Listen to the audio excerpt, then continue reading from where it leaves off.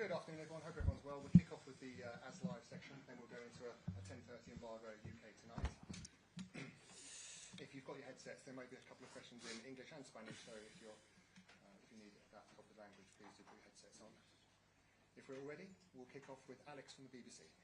Hi, Mikel. Hi. A couple of days since the win over Fulham at the weekend, just how pleased with you with that victory and the mentality you showed to get over the line?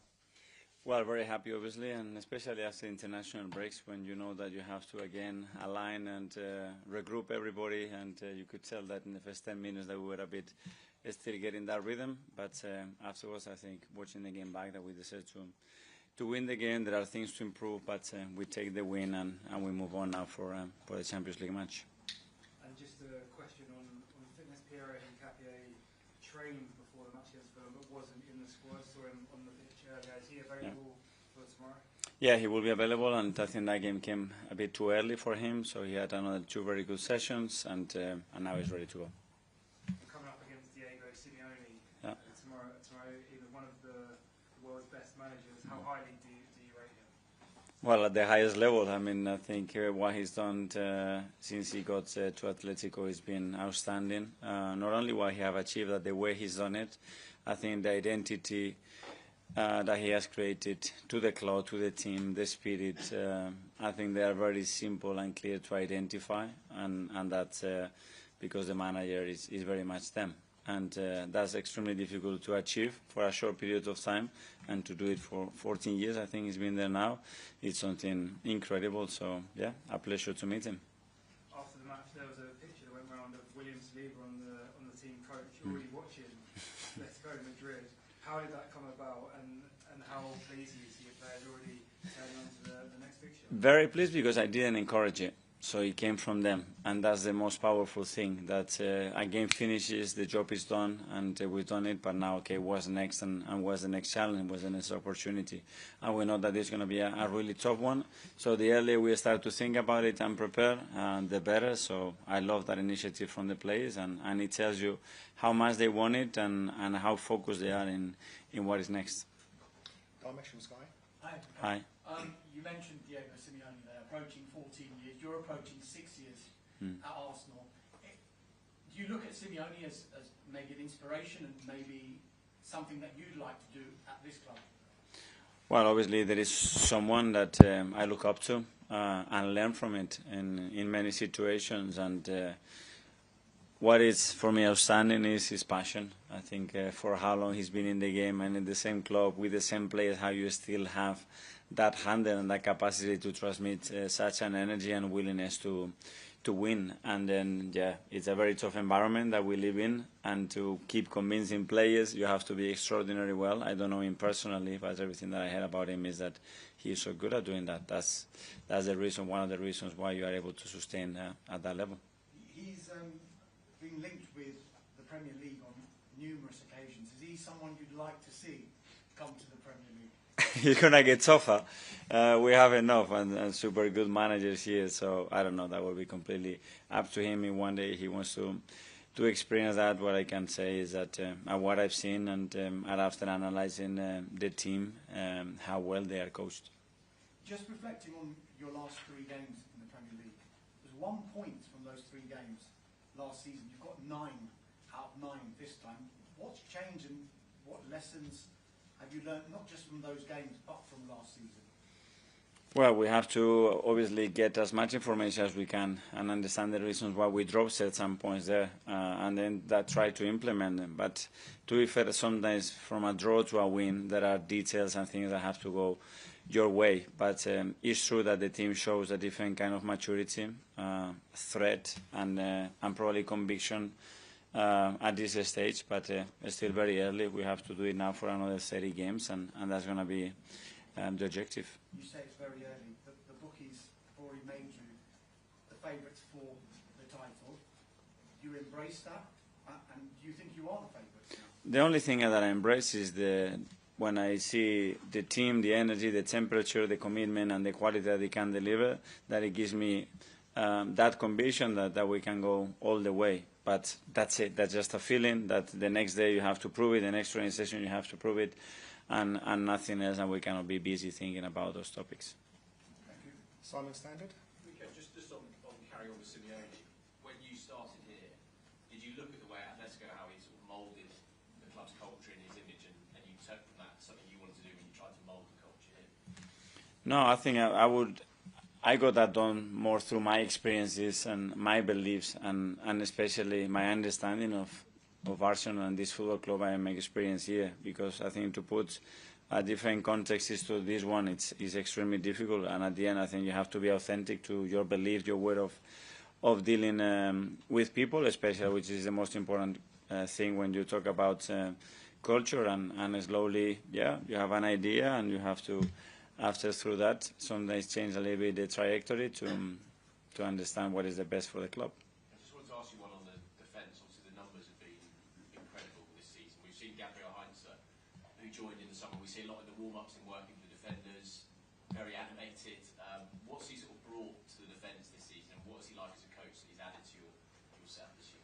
Well, I think that's something very, very collective with all the coaches, with the players, with their commitments as well. And Gabi added something different, that willingness to will, I think. And we've seen that obviously through his career, that experience to win and to elevate somebody's level and ambition and drive to the highest limit. And he's extraordinary at that. Tom, Football London. Hi, Mikel. Of course, one of your main title rivals of the weekend failed to win, Liverpool against Manchester United. Do you ever notice on the training field after one of your main rivals has failed to win that your players perhaps have a bit more of a spring in their step during a training session? I haven't noticed that, but obviously there is a lot of narrative afterwards. But that's it. I mean, every game in this league, it's a must-win and a very difficult game to win. And we all, I think, very appreciative of that. So you don't get carried away with any of that. And just on Diego Simeone as well, when you come up against a manager who's been in place for such a long period of time, does that in any way make your preparation for perhaps what you might expect for them easier, or because there's so much data and so much evidence, does that in some ways make it harder to prepare for a game?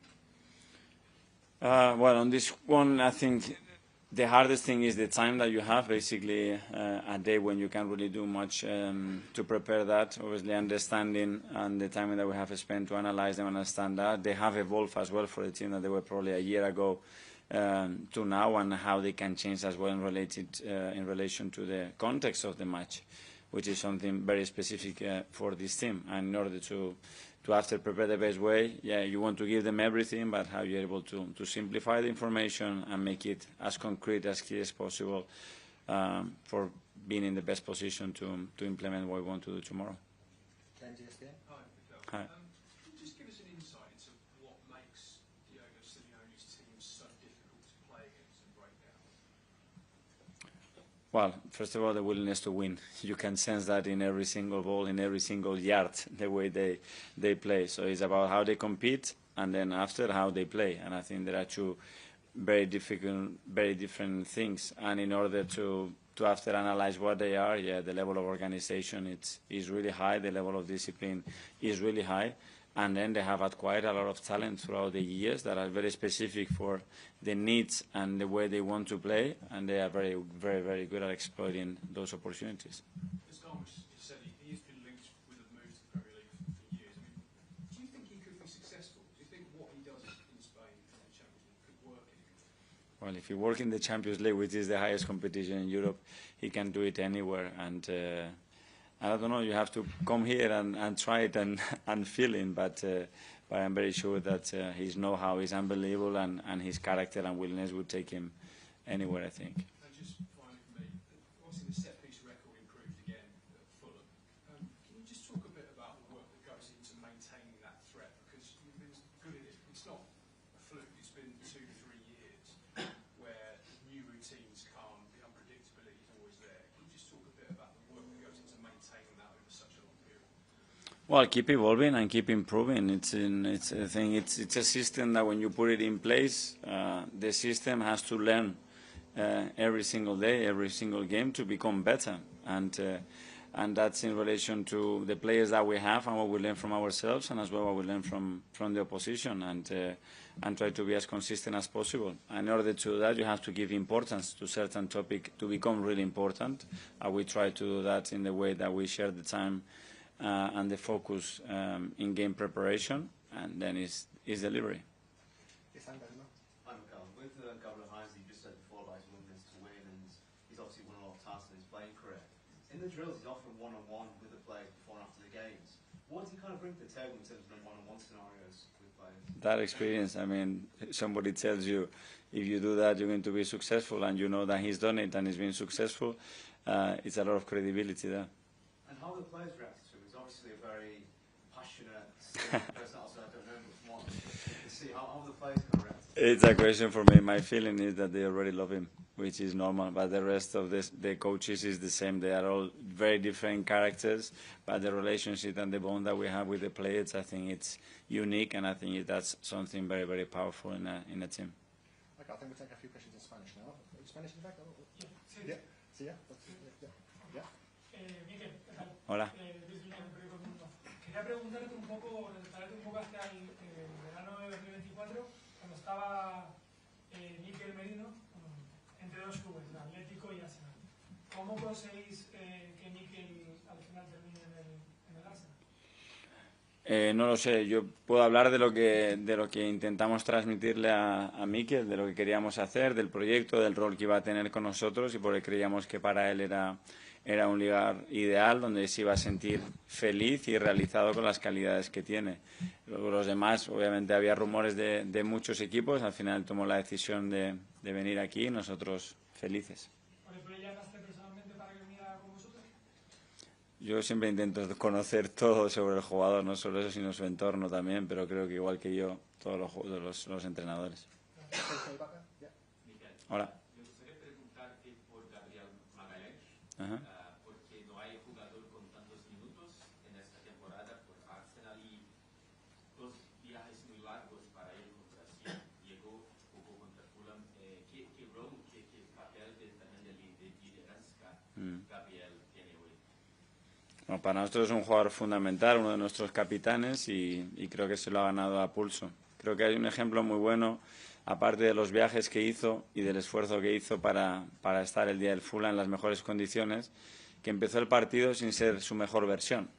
Y a partir de ahí cómo creció, y eso demuestra madurez, demuestra mucha personalidad, y al final influye en el resultado de una manera muy importante con el cabezazo que pone en el gol de Leo. Mikel, Hola. has hablado bastante en inglés de Simeone, pero quería preguntarte por esos puntos en común y diferencias entre el proyecto que ha creado Simeone en el Atlético de Madrid, convirtiendo en un equipo ganador, y lo mismo que has hecho tú aquí en el Arsenal. Bueno, no lo sé, porque hay que conocer muchos detalles.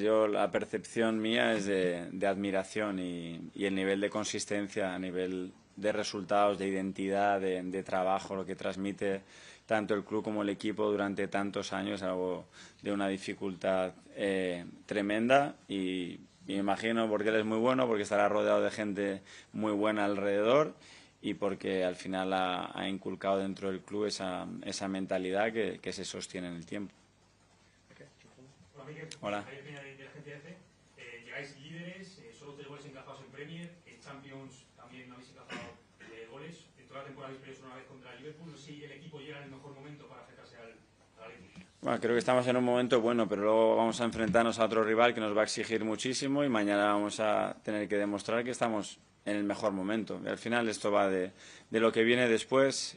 Sabemos el rival que vamos a tener delante, tenemos perfectamente claro lo que queremos hacer y la dificultad de ello, pero el estado emocional del equipo ahora mismo es bueno.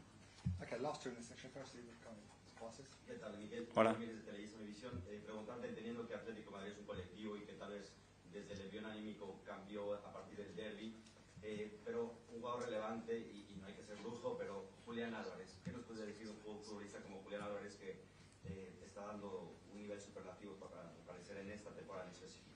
Bueno, tiene varios. Has puesto uno en particular que hemos visto lo que ha hecho, porque lo teníamos muy cerquita aquí en Manchester hace muy poquito, y lo que ha hecho con la selección está claro. Al final, para competir y para alcanzar el nivel que han alcanzado ellos, a nivel individual necesitas jugadores que marquen la diferencia y ellos tienen varios de esos. Okay, finally in the As Live section. Mikel, Hola. te comentaba el compañero un caso que pasó en 2024 con un jugador como Merino que se decantó por el Arsenal en vez de fichar por un equipo de Madrid. Este verano podríamos tener algo similar con Martín Zubimendi, que llega al Arsenal este verano también, pues pudiendo tener la posibilidad del Real Madrid, que estamos muy interesados en él. Primero, cómo convencer, en el caso de que pasó con Merino, pues cómo convencer a Zubimendi, y después, ¿cómo valoras tú su llegada a la Premier? Porque siempre se habla mucho de la necesidad de adaptación que tiene esta liga, pero parece que Zubimendi estaba hecho para jugar en este Arsenal, y si es la pieza que le faltaba a este equipo para terminar de funcionar. Bueno, yo creo que más que convencer, al final es transmitirle la idea que tenemos con él, el por qué creemos que es el jugador ideal para nosotros y el contexto que él se va a encontrar. Al final es una decisión muy personal. Creo que el mayor poder que tenemos como club es nuestra historia y lo que transmite. Y a partir de ahí nosotros le tenemos que dar matices para que se imagine una vida alrededor nuestro. Y a Martín lo vi enseguida convencidísimo de que quería venir. Y que se sentía lo que le tratábamos de transmitir, que él se lo sentía. Y luego es verdad lo que has dicho, sobre todo por esa posición, y yo he visto muchos venir durante más de 20 años a esta liga, y es una posición muy difícil donde asentarse, porque no es una cuestión solo de jugar, es una cuestión de rol, de jerarquía, es una posición que requiere muchas cosas, y creo que Zubi lo ha hecho de manera muy rápido, ganándose el respeto de todos y sintiendo esa parte muy cómodo desde muy pronto, cosa que es muy difícil aquí. Okay, that finishes As Live. We'll now go to a few for 10:30 tonight. Kick off with John from the main. Hello. Hi. You've spoken a lot about Diego Simeone, and we all know what a passionate guy he is. I'm sure you saw what happened at Anfield with the crowd. And I just wonder, on a managerial level, manager to manager, how difficult it must be at sometimes when you're on the touchline not to react, particularly when the crowd's right on top of you. It must be a test.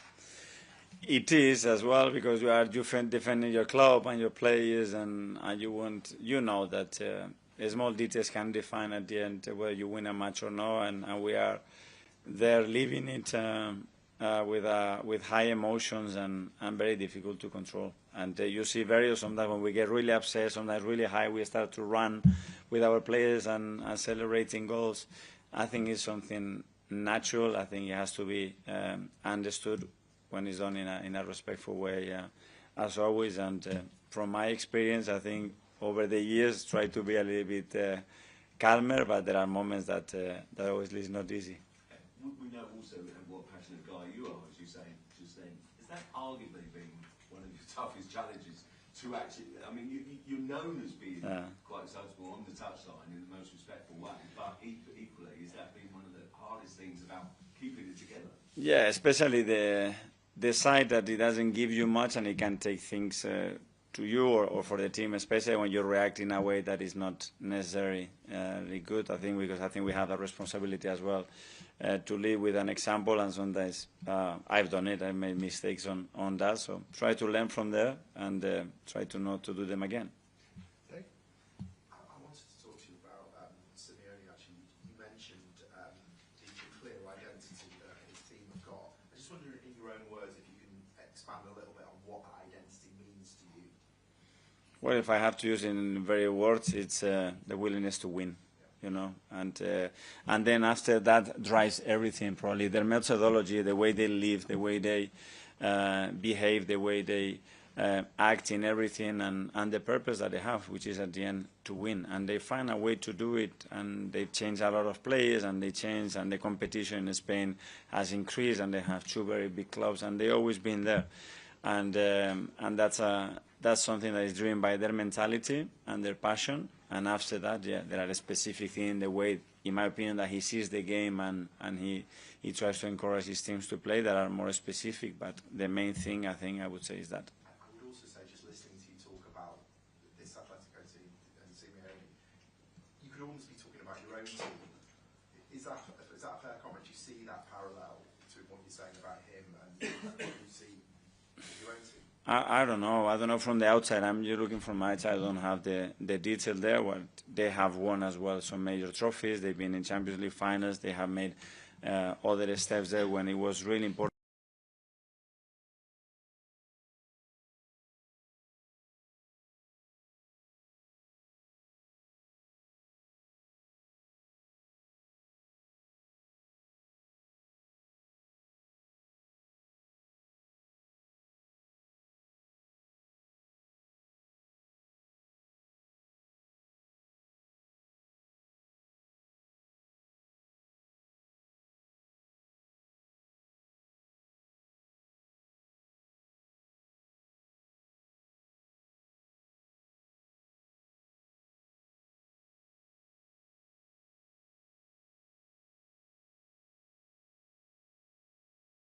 and which actions I don't.